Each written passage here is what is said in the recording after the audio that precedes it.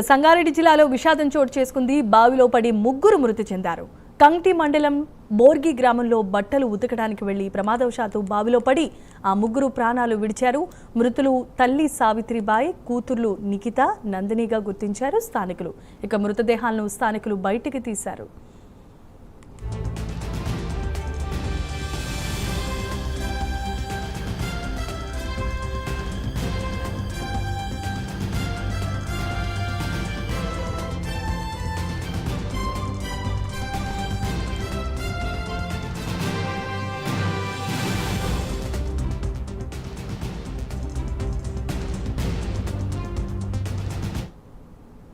Right, ఇక బులెటిన్లో visuals చూస్తున్నాం. సంగారెడ్డి జిల్లాలో ఈ విషాద ఘటన చోటు చేసుకుంది. బావిలో పడి ఒకే కుటుంబానికి చెందిన ముగ్గురు మృతి చెందారు.